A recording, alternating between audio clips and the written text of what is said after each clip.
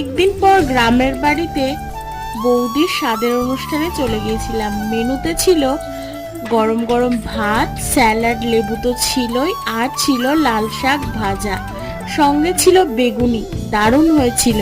Vegetable, পনির দিয়ে মুগের ডাল, তারপরেই দিয়ে দিল আলু পটল চিংড়ি। চিংড়ি প্রচুর পরিমাণে ছিল তরকারিতে, আর খেতেও খুব ভালো হয়েছিল।